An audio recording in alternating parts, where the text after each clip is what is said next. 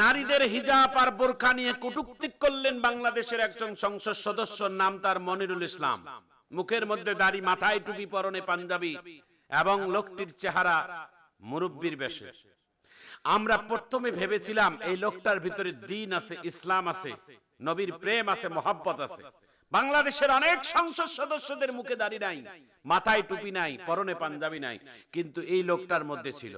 কিন্তু লোকটার ভিতরে যে এত জাহিলি ভরা, এটা আমাদের জানা ছিল না। ইসলামের কয়েকটা স্তম্ভের মধ্যে নারীদের পর্দা করা আল্লাহ তাআলা সরাসরি ফরজ করেছেন। নারীদের পর্দা করা আল্লাহ তাআলা কোরআনে ফরজের ঘোষণা করেছেন। অথচ সেই নারীদের হিজাব নিয়ে, নারীর বোরখা নিয়ে, নারীর পর্দা নিয়ে অশালীন বক্তব্য দেওয়ায়, তিনার বক্তব্যে আজকে সংসদের মধ্যে এমন হট্টগোল শুরু হয়ে গেছে। একদিকে বাংলাদেশের হক্কানি ওলামায়ে কেরামেরা প্রতিবাদ জানাচ্ছে। আমি এইটুকুই বলবো, জনাব মনিরুল ইসলাম সংসদ সদস্য, আপনি যদি জাতির কাছে ক্ষমা না চান, আপনি যদি মাপ না চান, তাইলে আপনি বেদিন বেঈমান হয়ে মারা যাবেন। কারণ আপনি আল্লাহর কোরআনের মধ্যে হাত দিয়েছেন। কোরআনের উপর হাত দেওয়া পৃথিবীর কোনো মানুষের ক্ষমতা নেই, ইসলামের মধ্যে হাত দেওয়া কোনো ক্ষমতা নেই। প্রিয় ভাইরা আমার, প্রিয় বন্ধুরা আমার, এই মনিরুল ইসলাম মুখের মধ্যে দাড়ি, পরনে পাঞ্জাবি, মাথায় টুপি, আমি এইটুকুই বলবো, লোকটার ভিতরে যে জাহেলিয়া, লোকটার ভিতরে যে জাহেলি, যে কুফরি, ইসলামের যে বিদ্বেষ, যদি এই মুখের দাড়ি নিয়ে যদি এরকম বিদ্বেষ করে অন্তর থেকে, তাহলে আমি মনে করব তার মুখের দাড়ি নবীর সুন্নতের নয়, এটা রবীন্দ্রনাথ ঠাকুরকে খুশি করার উদ্দেশ্যে দাড়ি রেখেছে। তার মাথার মধ্যে টুপি, পরনে পাঞ্জাবি, এই রকম লেবাস নিয়ে যদি মহিলাদের, নারীদের বোরখা এবং পর্দার কটূক্তি করা, যদি এটা তওবা না করে, আমি মনে করব তার এই পোশাক আবু জেহেল, আবু লাহাবের পোশাকের সমতুল্য। এই জন্য আল্লাহ তাআলা কোরআনে বলছেন, ইয়াউমা লা ইয়ানফাউ মালুন ওয়ালা বানুন ইল্লা মান আতাল্লাহা বিকলবিন সালিম। কারো চেহারা, কারো পোশাক, এগুলো দিয়ে আল্লাহ তাআলা কিয়ামতের ময়দানে নির্ণয় করবে না। নির্ণয় করবেন ঈমান আর সুন্দর উত্তম চরিত্র আমল দিয়ে। তার বিশুদ্ধ আমল আল্লাহ তাআলার কাছে কবুল হইল কিনা।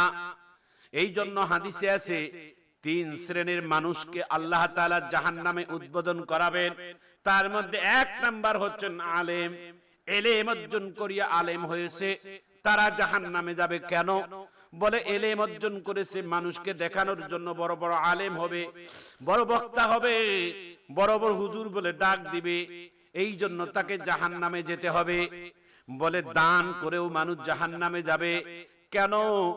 বলে দান করে এই জন্য জাহান্নামে যাবে যে দুনিয়াতে যাকে দানবীর বলে, ভাইয়েরা আমার, বন্ধুরা আমার, দুনিয়াতে নাম কামাইয়ের জন্য, মারহাবা নেওয়ার জন্য, কিয়ামতের ময়দানে আল্লাহ তাআলা তাকে জাহান্নামে ঢুকাই দিবেন।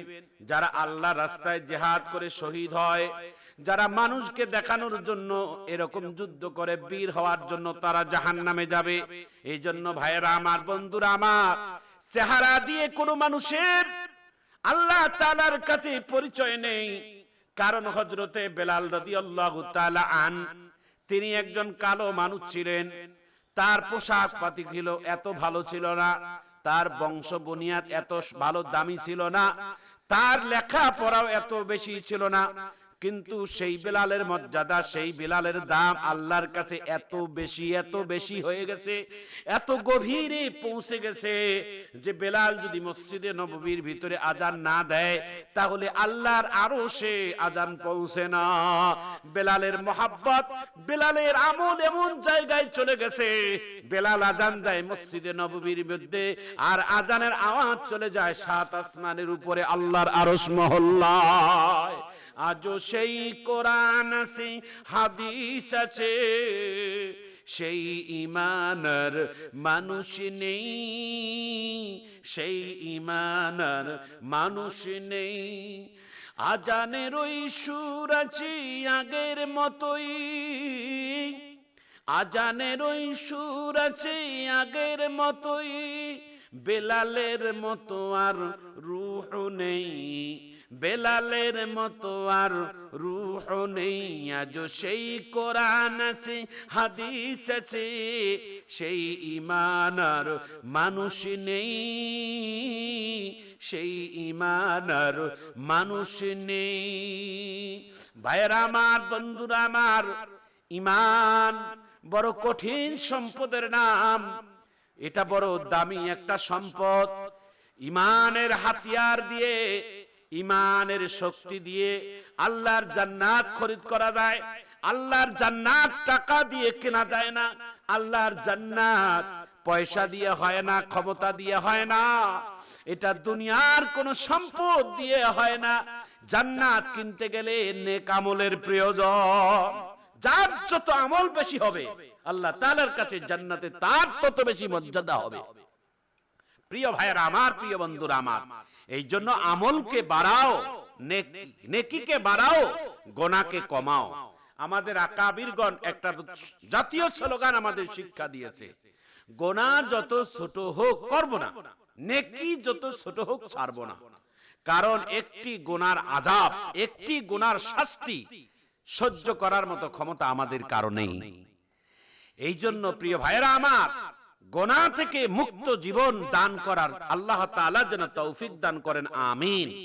প্রিয় ভাইরা আমার, প্রিয় বন্ধুরা আমার, নবী করিম সাল্লাল্লাহু আলাইহি ওয়াসাল্লামের মহব্বত আর ভালোবাসা যার মধ্যে থাকবে, ওই ব্যক্তিটা দুনিয়াতেও দামি, আখিরাতেও দামি, পরকালেও দামি। মানুষের ইন্তেকালের সময় কবরে যখন রাখা হয়, এটা কঠিন একটি হাদিস, মানুষকে যখন কবরে রাখা হয় তখন কিন্তু সে কোন দল করত, কোন দলে বিভক্ত ছিল, এগুলো বলা হয় না।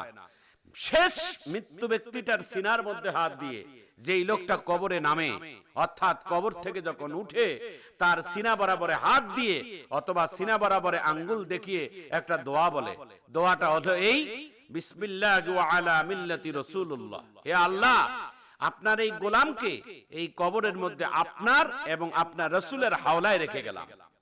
মিথ্যা, মিথ্যে। কারণ যেই মানুষটা দুনিয়াতে আল্লাহ এবং রাসূলের কখনো অনুসরণ করেননি, যেই মানুষটা মসজিদে আযান শোনা মাত্র আযানে মসজিদে যায়নি, যেই মানুষটা সারা জীবন মুখের দাড়ি চাষি আর ডাস্টবিনের মধ্যে ফেলাই দেয়, যেই মানুষটা সারা জীবন নবীর মহব্বত তার 3.5 হাত বডির মধ্যে নাই, সেই মানুষটা কিভাবে রাসূলের হাওলায় আর আল্লাহ হাওলায় রাখে? ওই মানুষটা ছিল গাফেল, নাস্তিক, মুরতাদ। প্রিয় ভাইরা আমার, প্রিয় বন্ধুরা আমার, এই জন্য কবর হচ্ছেন মানুষের জন্য একটা প্রথম স্টেশন, মানুষের জন্য কবর হচ্ছেন একটা প্রথম কাউন্টার, প্রথম স্টেশন। এখানে যদি কেউ পাস বা সাকসেস হয় তাহলে হাসরে, মিজানে, ফুলচেরাতে প্রত্যেকটা ডিপার্টমেন্টের জায়গায় তার জন্য আসান হয়ে যাবে। আর কবরের মধ্যে কেউ যদি ঠেকে যায় অথবা আটকে যায় তাহলে প্রত্যেকটা জায়গায় তার জন্য কঠিন হয়ে যাবে।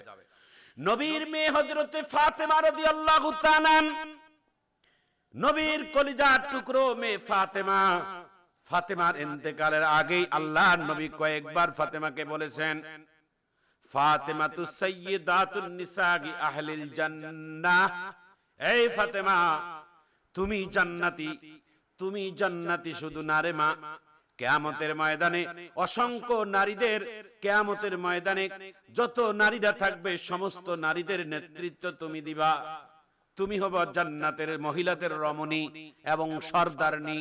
ও ভাইরা আমার, বন্ধুরা আমার, কিয়ামতের ময়দানে হযরত ফাতেমাকে জান্নাতের মহিলাদের লিডার আল্লাহ তাআলা বানিয়ে দিবেন।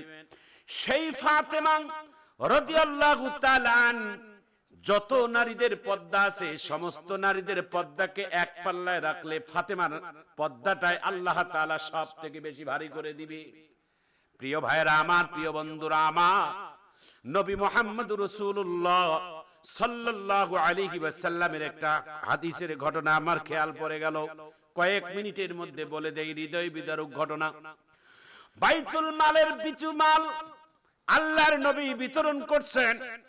একজন সাহাবী ডাক দিয়ে বলে, নবী গো, আপনার মেয়ের ফাতেমার খবর কি নেন নাই? কয়েকদিন যাবত, কয়েন 2 দিন হলো ফাতেমার খবর নেই নাই। সাহাবী বলেন, একটু ফাতেমার খবর নিয়ে আসেন। নবীজি বাইতুল মাল তাড়াতাড়ি বন্টন করে দিয়ে ফাতেমাকে দেখার জন্য যায় বাড়ির দুয়ারে নবীজি দাঁড়াইলেন, যায় বলছেন, মা ফাতেমা একটু দরজা খুলে দাও, 2 দিন যাবত আমি তোমার মুখ দেখি নাই, মারে তুমি একটু দরজা খুলে দাও, তোমার মুখটা দেখি। ফাতেমা দরজা না খুলে দিয়ে বাবাকে সালাম দিয়ে পদ্মার ওপার থেকে ডাক দিয়ে বলে, বাবা আমার মন চাচ্ছে আপনার মুখটা দেখার জন্য, কিন্তু দরজা খুলে দেখা যাবে না বাবা। নবীজি কিছুটা হতভম্ব হয়ে গেলেন। নবীজি ডাক দিয়ে বলে, আমি ফাতেমাকে ডাক দিলাম, ফাতেমা আমার সাথে কথা বলল, কিন্তু ফাতেমা আমার সামনে কেন দাঁড়ায় না? আল্লাহর নবী ডাক দিয়ে বলে, মারে তোর বাবা যদি তোর উপর কোনো অবিচার করে থাকে, অন্যায় করে থাকে, তাহলে বাবা হিসেবে তুমি ক্ষমা করে দাও, কেন তুমি আমার সামনাসামনি দাঁড়াইতে চাও না? ফাতেমা পদ্মার ওপার থেকে চোখের পানি ছেড়ে কান্দে আর ডাক দিয়ে বলে, বাবা না বাবা, তুমি এমন কথা মুখে বলিও না, আমার বুকটা চিরে যাচ্ছে তোমার সাথে দেখা করার, কিন্তু আমি তোমার সামনে এই মুহূর্তে দাঁড়াইতে পারবো না। বলে কেন?